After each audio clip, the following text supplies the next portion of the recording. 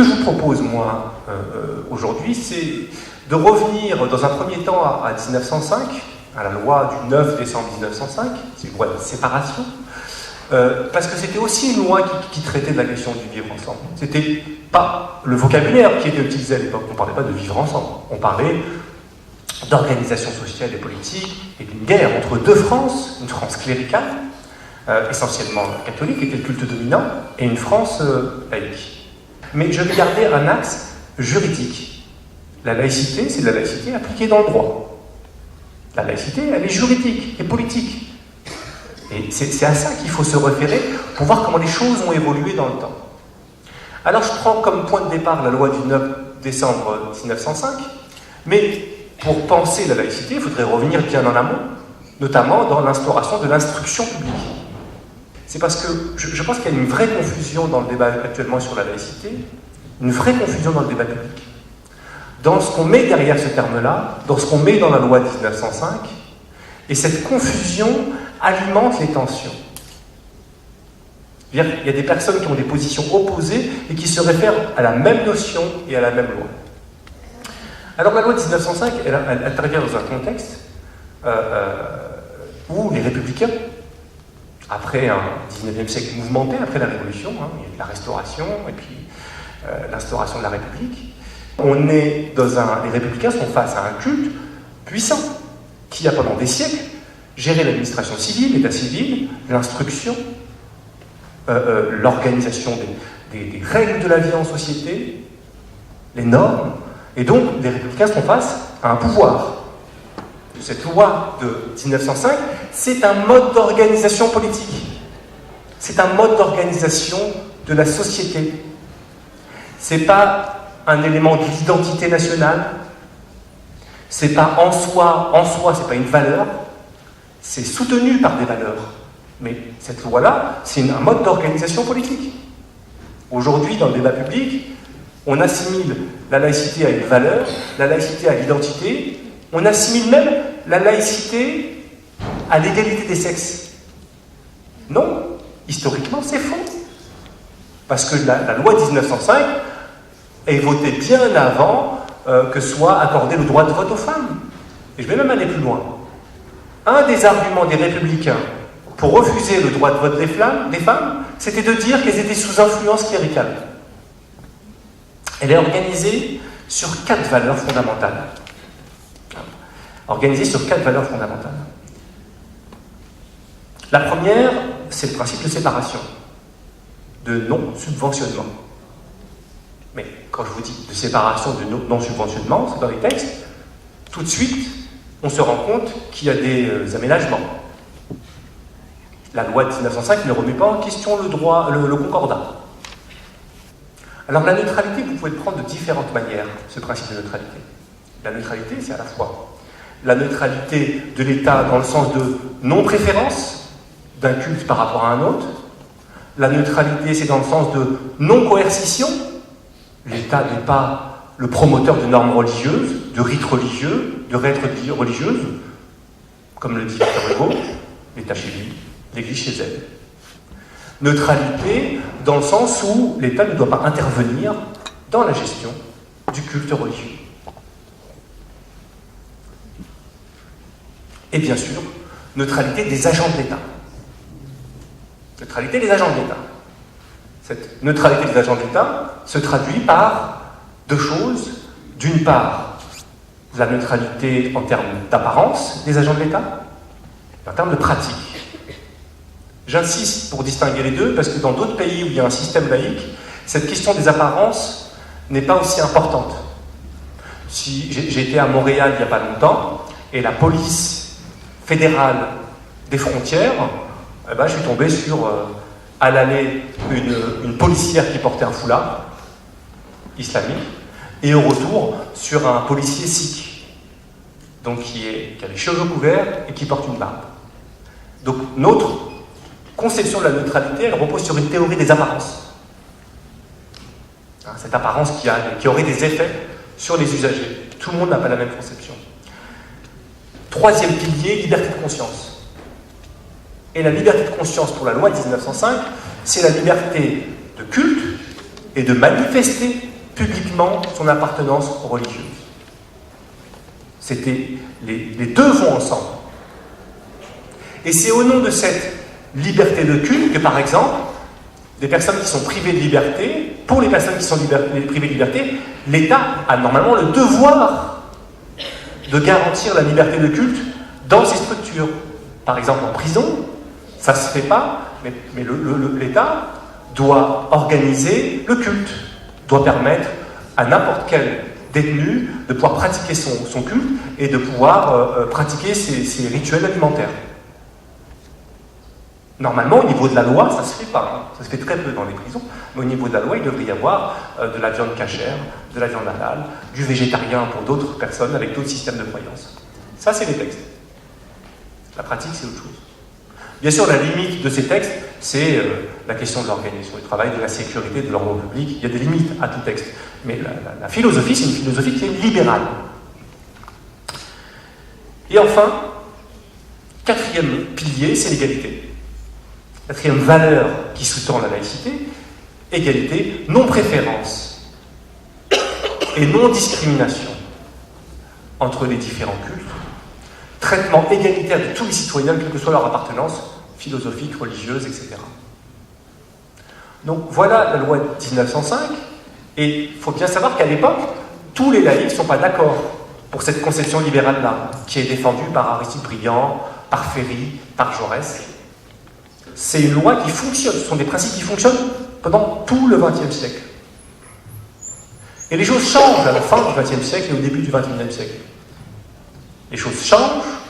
Pourquoi? Parce qu'arrive un nouveau phénomène, une nouvelle visibilité, essentiellement avec la présence et des formes de religiosité inédites, en tout cas inédites dans le débat public, liées à la présence musulmane, essentiellement la présence musulmane. Les premières à faire du port du foulard dans les établissements scolaires en 89, et c'est pas un hasard que ça émerge en 89, il y avait des foulards qui étaient portés avant 89, dans les années 80, par des collégiennes et des lycéennes, très peu. Hein. Mais ça ne retenait pas l'attention. 89, c'est le bicentenaire de la Révolution, c'est aussi la chute du mur de Berlin. C'est une année charnière, et donc on a la première affaire, et déjà, un certain nombre de personnes estiment que les textes de loi, donc il y a des volontés d'interdire, de prohiber le port du voile, et le Conseil d'État rappelle la loi. Et la loi en 89, qui est rappelée par le Conseil d'État, y compris en 94, après la circulaire Bayrou, c'est de dire le principe de devoir de neutralité ne s'applique pas aux usagers. C'est le texte qui est rappelé. Comment est-ce qu'on peut décrire ce nouveau régime juridique sur la question de la laïcité? Je passe vite sur le débat public, sur la manière dont c'est organisé, sur la présence musulmane, les peurs, le contexte géopolitique. Je sais très bien qu'il y a un contexte qui joue beaucoup sur les consciences, qui joue sur les peurs, etc. Et le climat, je veux dire, l'effacement de la question sociale, qui était central dans le débat public, les rapports entre ouvriers et patrons, la question de l'emploi, son effacement repose en partie sur la montée en épingle de ces débats-là. Mais je viens à la question juridique. Qu'est-ce qui change avec la loi du 15 mars 2004 qui interdit le port de signes religieux ostensibles, avec une liste de port de signes religieux ostensibles, foulard, y compris bandana, kippa, grande croix, les petites croix sont autorisées, les petits signes discrets sont autorisés. Dans la loi de 2004, il y a cette annexe, il n'est pas question de jupe, il n'est pas question de tunique, pour rebondir sur le théâtre forum de tout à l'heure. Il n'est pas question de couleur, il n'est pas question de tout ce qui anime un certain nombre d'établissements scolaires, aujourd'hui très peu, mais quand même, c'est présent dans les débat. Alors sur quoi repose en quoi cette loi-là est une rupture, est un virage? C'est que le devoir de neutralité s'étend aux usagers. Le devoir de neutralité s'étend aux usagers. Et la plupart des juristes de droit public expliquent que c'est une brèche qui s'ouvre parce que cette dynamique d'extension, le fait d'étendre le devoir de neutralité à des usagers au début dans les établissements scolaires, à partir du moment où cette brèche est ouverte, il n'y a plus de limite en fait possible. Tous les espaces peuvent être neutralisés. À partir du moment où on arrive à démontrer qu'il y a une gêne et un problème qui est posé. Et aujourd'hui, à travers des chartes, des discussions, il est question d'imposer le devoir de neutralité au secteur privé, les entreprises, et également à l'université. C'est en débat actuellement, la question de d'étendre la loi de 2004 à l'université. La montée des extrêmes, etc., enfin, surtout de la montée de l'extrême droite, plus qu'autre chose. On est, en termes d'extrême, c'est l'extrême droite qui progresse, c'est pas l'extrême gauche aujourd'hui. On est face à des situations de, comment dire, de choix fondamentaux, de projections à faire. C'est-à-dire que ce qui est frappant autour de cette question de la laïcité, c'est que ce débat-là empêche, moi c'est ça qui me frappe, il permet de construire des camps, il permet d'opposer, il permet de cliver. Par contre, il ne permet plus, comme le pouvaient les fondateurs et les visionnaires de 1905, comme l'avaient pensé, de construire du commun. Un cadre commun, des libertés communes, un imaginaire commun. Donc on est vraiment dans cette situation de tension, et je trouve très pertinent de la part des organisateurs et de la part y compris du Théâtre Forum qui a précédé, d'insister sur ça, parce qu'il y a consensus sur le fait que les discriminations raciales, sur le handicap, sur le lié au sexe, etc., tout ça c'est mal. Il n'y a pas de consensus sur le fait que les discriminations liées à la religion, même si c'est reconnu légalement que c'est un motif illégitime de discrimination, il n'y a pas de consensus sur le fait que ce soit une forme d'ostracisme à rejeter par tout le monde. Pourquoi? Il y a deux choses, et je terminerai cette introduction avec ça. D'une part, la question religieuse, c'est une question sensible. Et c'est une question sensible, pas seulement parce que c'est un problème de racisme. C'est-à-dire, la résistance à la religiosité, à sa visibilité, ne peut pas être réduite à une question de racisme. C'est très réducteur. Et renvoie pour certains à du racisme. Au fond, rejeter les musulmans, c'est rejeter les arabes. Renvoie à d'autres à des histoires familiales, à des luttes passées, à des moments de l'histoire qui percutent totalement la période actuelle. Et moi, je suis frappé quand je discute sur ces questions de crispation liées à la présence de l'islam, y compris dans les milieux antiracistes.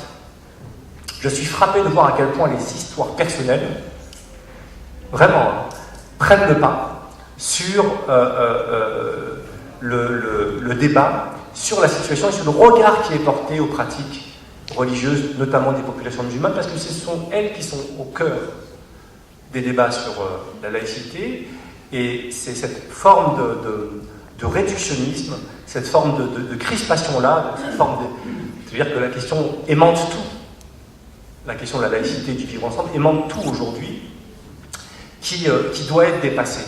Alors comment? Ça c'est de la responsabilité de chacun, chacun peut prendre position par rapport à cette question-là, mais on touche à un point central. Vraiment, on touche à un point central, et c'est pour ça que je parle de croiser des chemins. Est-ce qu'on est en capacité de se projeter dans du commun sans que les uns se renient, mais sans s'enfermer dans l'intransigeance non plus? Ou bien est-ce qu'on laisse cette dynamique de crispation, de clivage prendre le pas, ce qui nous met dans une perspective plutôt pas terrible? On a eu effectivement constaté l'échec de l'intégration, qu'on s'est rendu compte que finalement, même étant ici, on n'a pas les mêmes droits, on n'est pas égaux. Alors voilà, la laïcité qui affirme l'égalité, où elle est l'égalité, quoi. Donc je pense que la montée historique, effectivement, de l'activisme religieux musulman a été, je dirais, le terreau aussi, et puis le refuge pour certain nombre de jeunes et d'autres, dans une autre, je dirais, forme de reconnaissance qui était à travers la religion et l'identité musulmane et arabo-musulmane. Votre première remarque sur le concordat, on pourrait rajouter, chaque année, il y a 7 milliards d'euros environ du budget du ministère de l'éducation nationale qui va vers l'enseignement privé sous contrat, qui est essentiellement un enseignement privé religieux. On pourrait parler également de l'obligation faite aux collectivités publiques de financer la rénovation des lieux de culte qui précèdent les cultes reconnus, qui étaient présents et qui ont été reconnus en 1905. Je pourrais multiplier les exemples, mais je veux dire, ça a été aussi ça, la loi de 1905. Ça a été aussi une loi d'accommodement. Ce qu'on oublie aujourd'hui, parce qu'aujourd'hui, la conception dominante, celle la plus agressive dans le débat public, c'est une conception qui est intransigeante, notamment intransigeante à l'égard des minorités musulmanes et de leur visibilité. Mais c'est une conception qui tend vers l'intransigeance à tous les niveaux. On voit cette extension de ce que nous on a appelé avec Abdelali Hadjad un usage disciplinaire de la laïcité. Et cette conception s'oppose à celle de 1905, qui était un usage libérateur de la laïcité. Égalité et liberté, à partir d'un principe de séparation. Donc on n'est pas du tout dans le même registre, et on est dans ce point de tension. On est actuellement là-dedans, on est entre les deux. On est entre la laïcité et la néo-laïcité. Voilà, on est entre les deux. Et on utilise le même mot, ce qui amène de la confusion. Mais c'est vrai que c'est une vraie question. Vous pointez le rôle de l'histoire et de la géopolitique sur la situation française. Et vous avez raison. Je n'avais pas le temps de revenir là-dessus, mais on pourrait revenir bien plus en amont pour comprendre comment est-ce qu'une espèce d'archive anti-arabe ou anti-musulmane s'est constituée dans l'histoire et dans l'imaginaire collectif. Et aujourd'hui, on puise dans cette archive. Mais je veux dire, cette archive est valable pour toutes les minorités. Une archive anti-juive, une archive anti-rome, etc., etc., etc.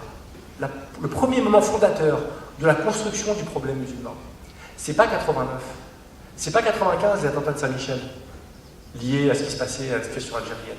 C'est pas 2001, le 11 septembre. C'est entre 82 et 84. C'est dans les usines de l'industrie automobile française où le premier problème musulman émerge. À quel moment? Dans les usines de Peugeot et de Talbot, à Aulnay et Poissy, dans la région parisienne. Vous avez des grèves dures. Cette grève, qui est une grève sociale, les revendications sont sociales, maintien des emplois, amélioration des conditions de travail. Ils en font un problème religieux. Et on va parler de grève sainte. Defer va même parler de grève chiite. Du coup, en fait, juste parler en termes de racialisation, c'est au fait symétriser des choses qui ne sont pas symétriques. Et il y a un rapport de pouvoir qui est asymétrique et qui est en faveur des personnes qui vont être racialisées comme des personnes non blanches, parce que les personnes blanches sont rarement racialisées. Exemple bateau, on ne va jamais leur demander c'est quoi tes origines. En Algérie, on appelait les futurs Algériens des Français musulmans. Ce n'étaient pas des Français à part entière, comme ils disaient, Français musulmans. Deuxièmement, quand il y a eu le 13 mai 58, fomenté par l'extrême droite, on a fait venir sur le forum, avant la venue de Gaulle, des camions entiers de femmes qu'on a fait dévoiler, et c'était le symbole de l'assimilation. Et on parlait d'intégration, mais c'était le symbole de l'assimilation, c'est-à-dire assigner les gens à être autres au plus profond d'eux-mêmes. C'est-à-dire de pouvoir s'ancrer et ancrer son patrimoine dans le paysage commun. Et là, on touche à quelque chose de très symbolique. Et là, on touche à la question qui renvoie à la question de l'assimilation, c'est la question de la légitimité. Est-ce que les populations sont légitimes et considérées comme légitimes, et du coup on peut se projeter sur le long terme avec elles, et on fait en sorte que, ou elles ne le sont pas. Et je pense que la question aujourd'hui des crispations autour de la laïcité, autour du rejet de l'islam de manière générale et des musulmans plus particulièrement, renvoie à cette question de la légitimité présentielle sur le territoire national. Voilà. Et ça, c'est une question de fond qui renvoie à notre conception justement de l'assimilation, qui n'a pas disparu. Non. L'idéologie assimilationniste est encore prégnante. Et elle impose aux uns et aux autres une égalité sous condition. Surtout, elle s'appelle une égalité sous condition, une égalité de traitement sous condition.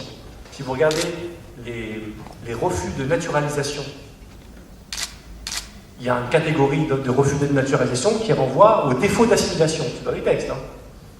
Et quand on regarde les refus de naturalisation au nom de la condition du défaut d'assimilation, mon collègue Abdelali Hadjad a fait l'étude, on voit que la grande majorité des personnes qui sont retoquées par rapport à ce critère-là sont des personnes qui sont musulmanes, plutôt visibles.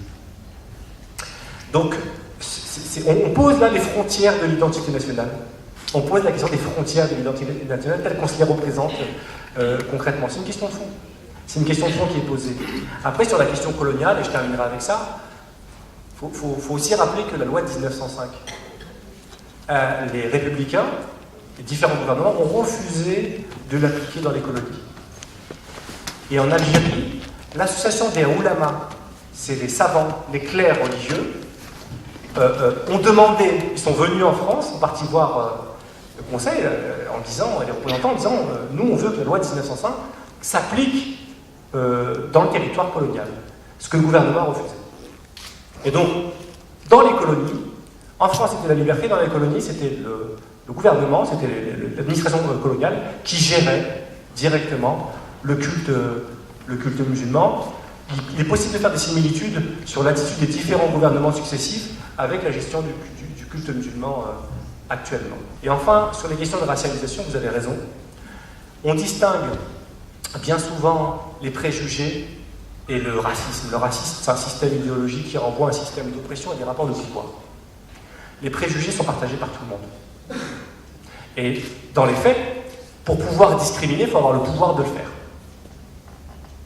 Même si on a des préjugés, pour pouvoir discriminer, il faut encore avoir le pouvoir pour le faire.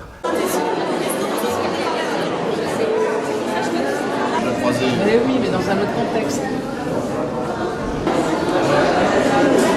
D'un point de vue juridique, c'est de pouvoir jouir de ses droits et ses devoirs. C'est ça être citoyen, la définition minimale. Mais c'est pas suffisant. Et se sentir citoyen, pour moi, c'est se sentir légitime. Voilà. C'est-à-dire que sentir le fait que sa propre présence sur un territoire donné, dans son propre pays, ne pose pas problème. Et de ne pas être en situation de devoir se justifier en permanence. C'est comme ça qu'on reconnaît quelqu'un qui n'est pas légitime, c'est qu'il est contraint à la justification en permanence, il est soumis à la suspicion très souvent, et donc il n'est pas en situation de se sentir pleinement dedans. Voilà. Donc il y a deux dimensions, il y a la dimension subjective, et la dimension politique et administrative qui renvoie à une situation